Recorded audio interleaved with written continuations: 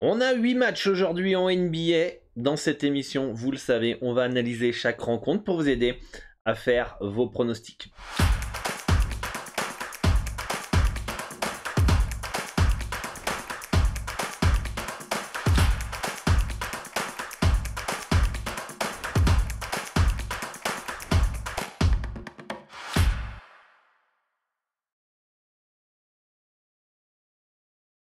Salut à tous, ici Dorado, parieur professionnel au Mexique et depuis plus de 10 ans, j'aide les parieurs à augmenter leurs revenus grâce à leur passion, grâce aux paris sportifs à travers ces différentes vidéos d'analyse, des vidéos conseils sur la psychologie, la stratégie, le money management, le mindset sur cette chaîne YouTube. Et si ce contenu vous intéresse pour passer au niveau supérieur et remplir vos objectifs, n'hésitez pas à vous abonner à la chaîne et d'activer la cloche des notifications pour ne louper aucune des prochaines vidéos.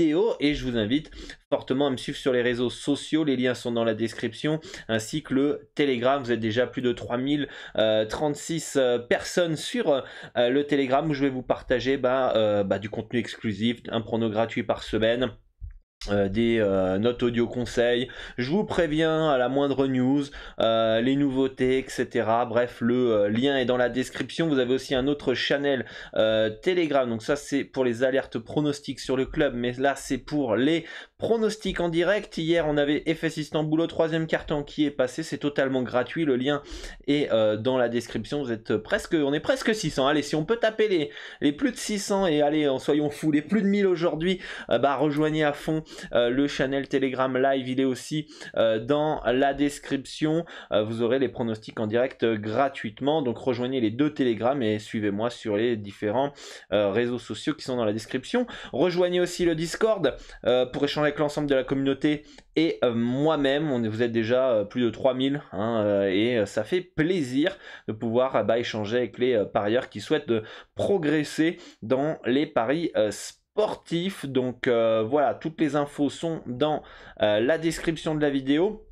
Et si vous voulez accéder à l'ensemble du Discord, mais surtout, ça c'est secondaire, vous voulez gagner de l'argent vraiment dans les paris sportifs, je vous invite à ouvrir un compte sur PS3838 Pinacle. C'est les codes que je prends en référence dans ces vidéos, puisque c'est le bookmaker qui propose les meilleures cotes avec le meilleur taux de retour joueur et surtout qui ne limite pas les parieurs gagnants. Vous aurez des cotes à 1,95 à peu près au lieu de 1,70 sur les mêmes pronostics. Donc si vous mettez 100 € par prono sur ce bookmaker, vous aurez 25 € de bénéfices en plus. Donc c'est bien plus intéressant de parier sur ce bookmaker. Donc dans la description de la vidéo, je vous mets le formulaire du broker Asian Connect qui va s'occuper de la création de votre compte, des dépôts et de retraits, très fiable, que je connais depuis plus de 10 ans. J'ai ouvert mon compte avec eux il y a maintenant 12 ans, ça remonte, et très sérieux. Ça va vous contacter en français si vous avez la moindre difficulté pour déposer et retirer sur comment ça s'appelle, via WhatsApp.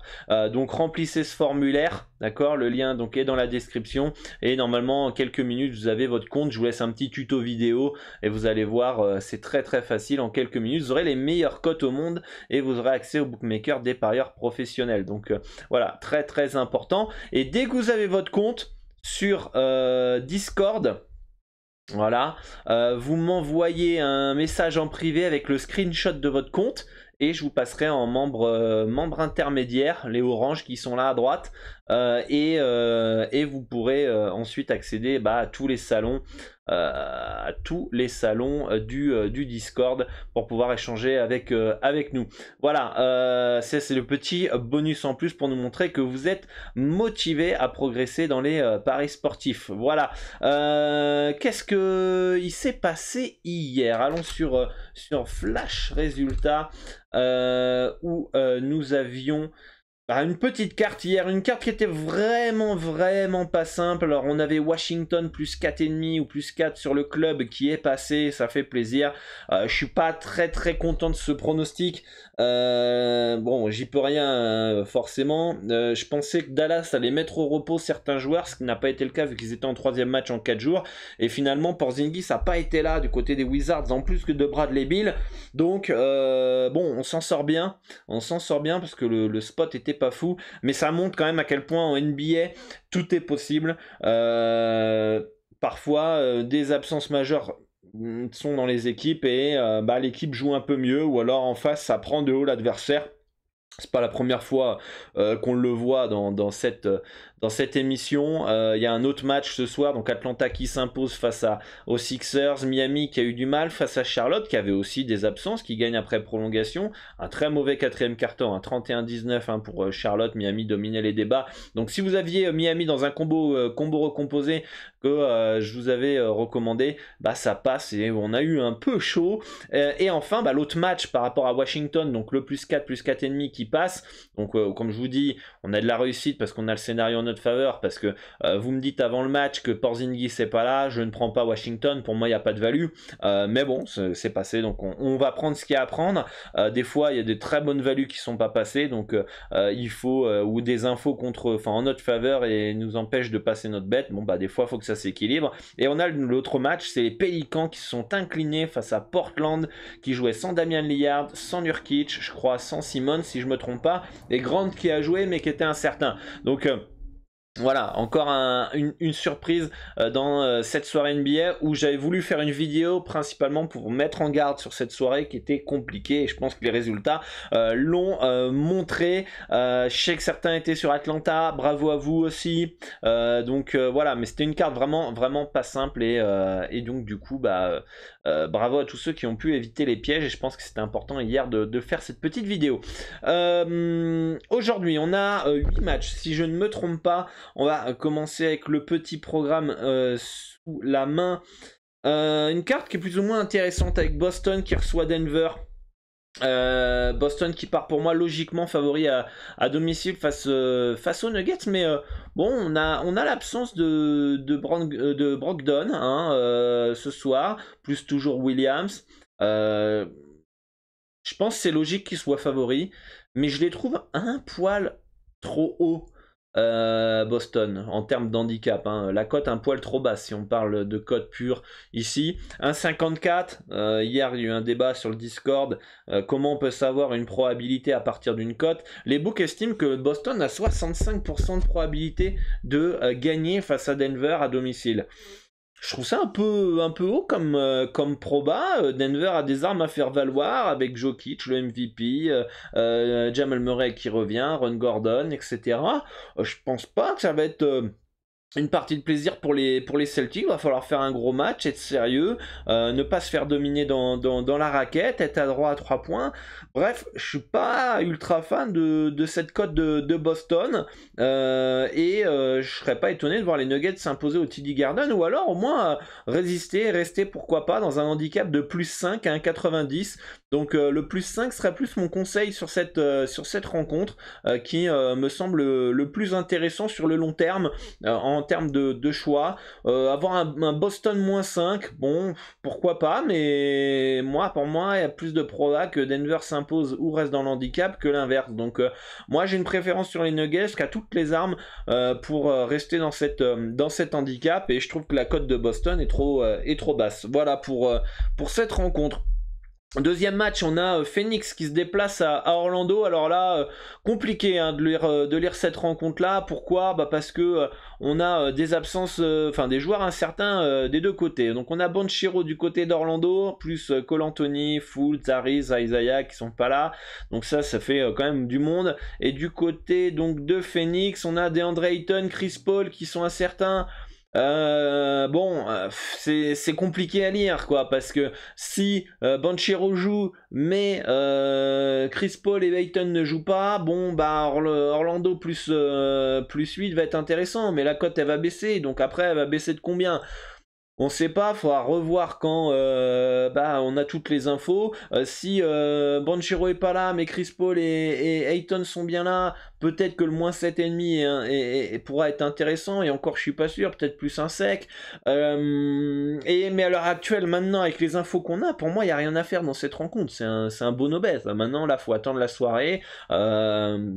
D'ailleurs, si vous voulez connaître toutes les infos en temps réel, connaître les bons outils que j'utilise pour analyser la NBA et pareil la NBA, dans la description de la vidéo vous avez une formation où je dévoile toute ma stratégie qui m'a permis de passer de 0 à 50 000 euros. Voilà, c'est totalement gratuit. Vous avez juste à laisser votre email, vous allez recevoir un mail par jour pendant une quinzaine de jours et vérifiez bien vos spams, mais vous aurez tous les outils que j'utilise dans ces vidéos pour pouvoir connaître les absences, etc.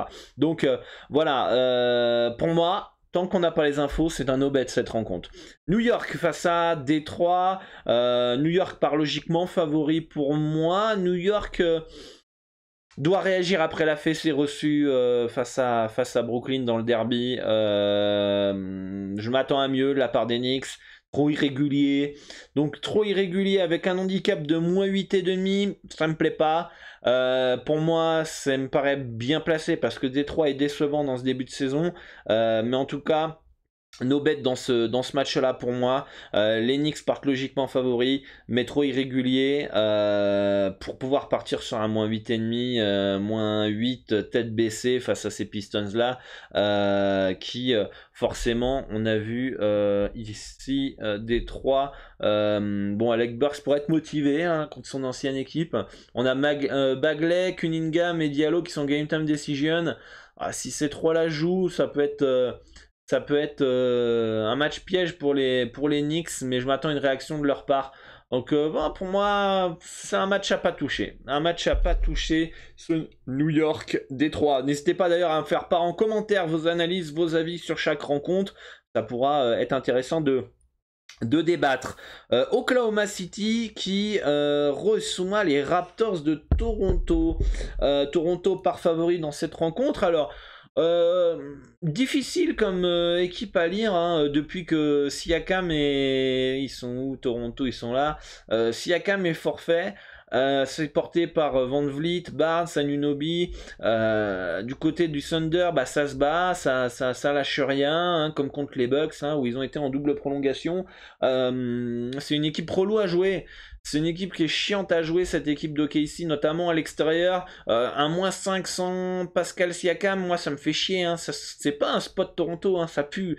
Ça pue le match piège pour les Raptors et je suis pas ultra fan de partir sur un moins 5 du côté de Toronto. Limite une petite piécette sur OKC peut être intéressant, mais après je suis pas, je sais plus quel handicap j'ai mis, donc ça c'est pas ce championnat là, c'est pas non plus ce championnat, j'ai regardé.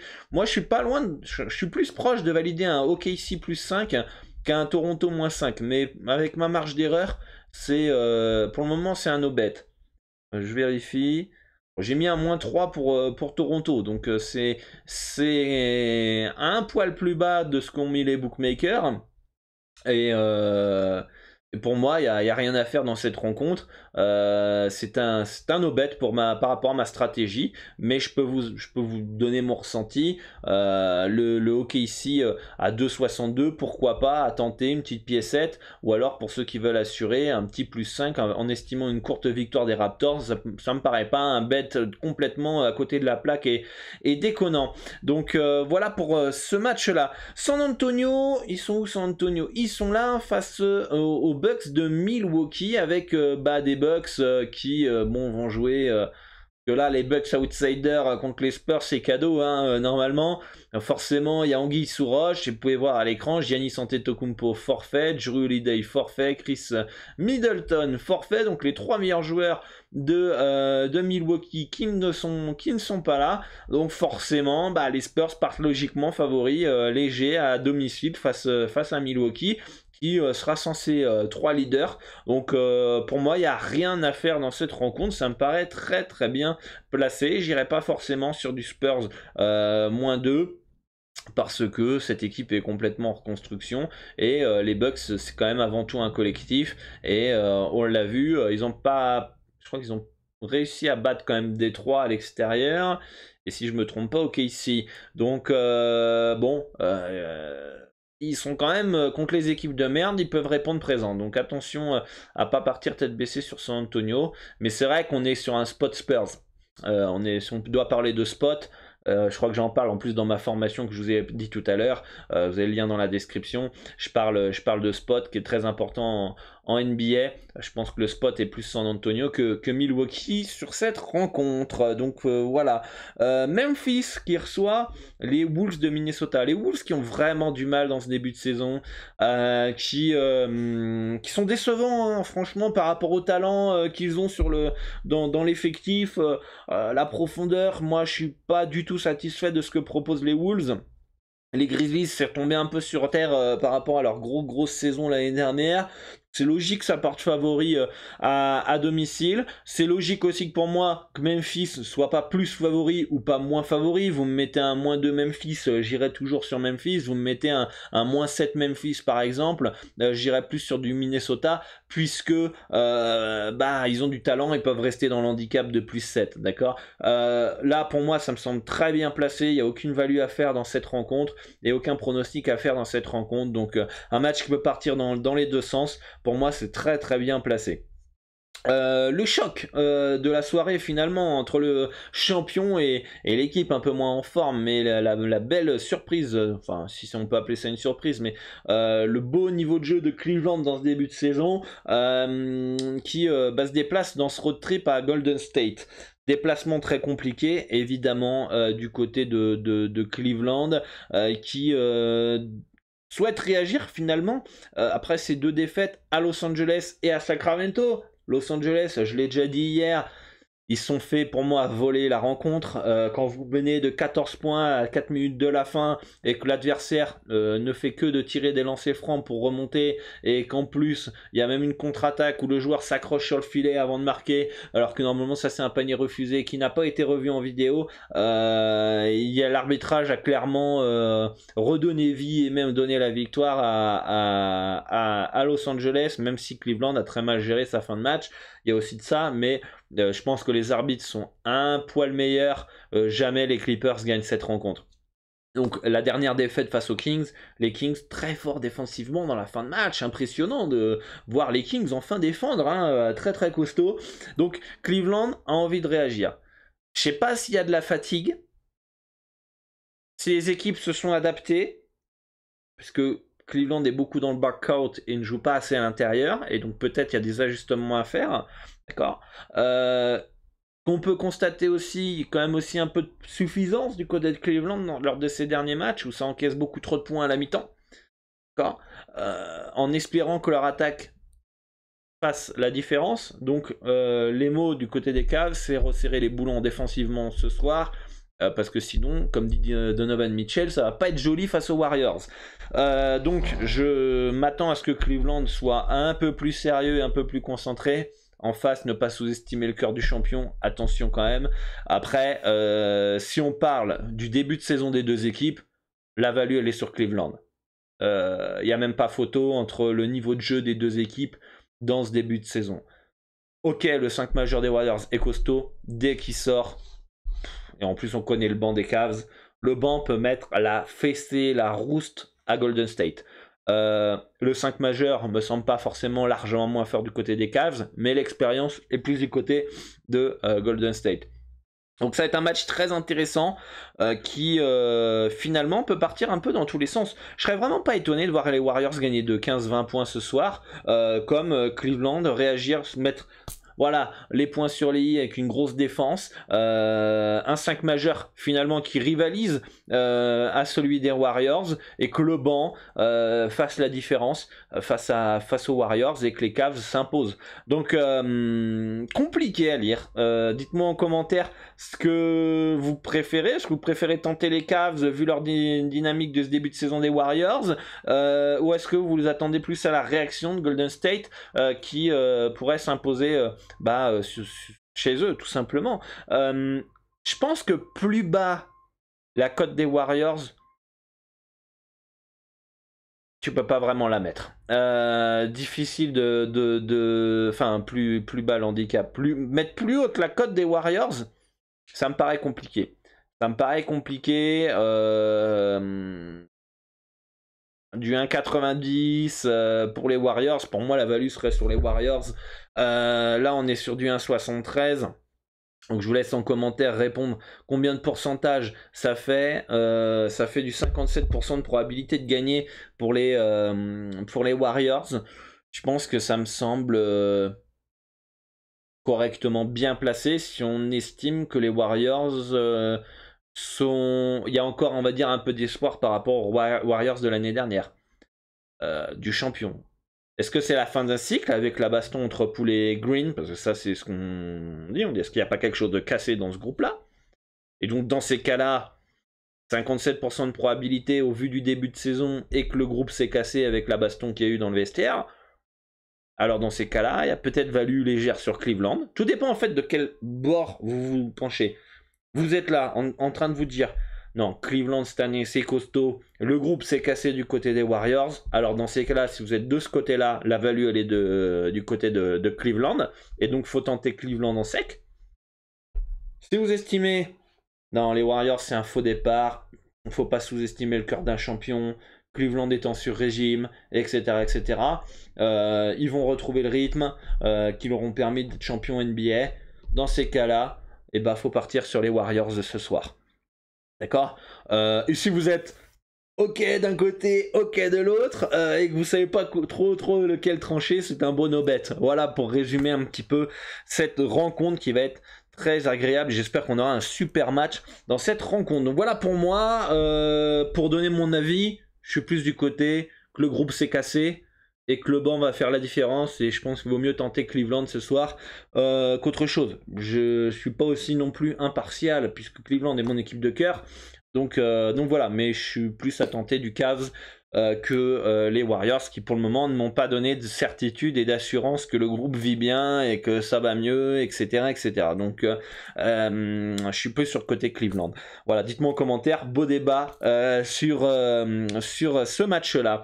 Et enfin le dernier match, c'est les Kings de Sacramento face aux Lakers, donc deuxième équipe de cœur, Sacramento face aux Lakers, qui sont privés de LeBron James blessé. On en saura plus dans la journée je crois, ou on en sait peut-être plus depuis hier mais j'ai pas fait gaffe. LeBron James qui est blessé. Il est plutôt jeune, 38 ans, depuis 2-3 saisons, il quand même se blesse assez souvent, ce qui empêche les Lakers d'être à fond finalement et en plein potentiel. Heureusement que Anthony Davis devrait jouer ce soir parce que sinon j'ai du mal à imaginer les Kings perdre cette rencontre. Pour moi, Sacramento part logiquement favori, ça joue dur. Sacramento, c'est clairement attention, ils font peut-être pas un bon début de saison parce qu'ils sont au fond du classement, mais ils perdent de peu leur match. Et il y a du talent, il y a de la profondeur, ça joue dur. Pour moi, à l'heure actuelle, Sacramento est une meilleure équipe de basket que Los Angeles. Donc pour moi, c'est très logique qu'ils soient favoris au Staples Center. C'est peut-être depuis ça fait plus de quelques saisons que les Kings n'ont pas été favoris à Los Angeles. En plus, il y a une rivalité entre ces deux équipes. Les Kings détestent les Lakers. Ils vont prendre, je pense, ce match au sérieux. Et pour moi, en tout cas, ça me paraît bien placé. Il n'y a pas de value dans cette rencontre. Donc voilà, un petit peu pour cette grosse carte aujourd'hui. Si je dois faire un petit récap rapidement. Pour ceux qui ont la flemme de regarder la vidéo, je sais qu'ils vont aller à la fin et regarder le petit récap vite fait.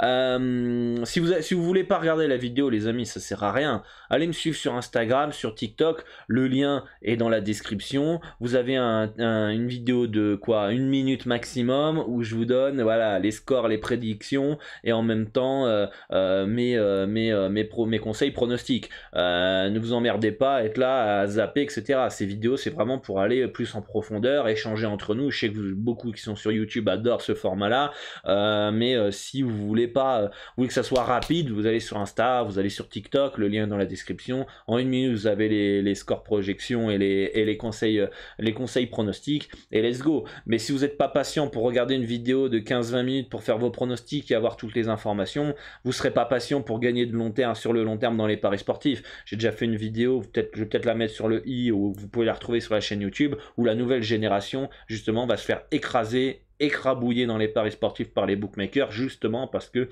ils ne peuvent pas être concentrés plus de 15 secondes à cause des réseaux sociaux. Bref, je vous mets la vidéo en haut, vous la retrouvez sur la chaîne YouTube, mais ça vous intéresse. Donc voilà, donc récap rapide. Phoenix Orlando, tant qu'on n'a pas les informations, no bet. En fonction des informations, Je pense qu'on irait peut-être plus sur du Orlando, H plus que Phoenix, H-, peu importe les informations. Voilà, si les absences sont confirmées du côté de Phoenix, plus un H+, et si les absences sont là, les potentielles absences du côté de Phoenix sont là, et Banchero est bien là, la cote devrait peut-être augmenter ou ne pas bouger, et donc Orlando me semble potentiellement un poil haut en termes d'handicap, mais grosso modo, no bet dans cette rencontre. Ici, plus un Denver, plus 5 comme je vous l'ai dit, Détroit, New York, un bono bet, Spurs, Milwaukee, un bono bet, mais on est sur un spot Spurs, Raptors, OKC, no bet, mais on est plus sur un spot OKC en sec, voire pour les plus frileux, un plus 5 à un 917, Memphis contre Minnesota, no bet, Cleveland Warriors, en fonction de quel côté vous penchez, c'est soit les Warriors, soit les Cavs. Moi, je vais plus sur les Cleveland ce soir. Et enfin, les Kings face aux Lakers. Pour moi, c'est un beau no bet. Donc, voilà un petit peu, les amis, pour cette soirée NBA. Moi, je vous dis à très, très bientôt. On se retrouve sur le Discord. Le lien est dans la description pour échanger. Et moi, je vous dis à très, très vite. À demain pour une nouvelle vidéo. Ciao, ciao.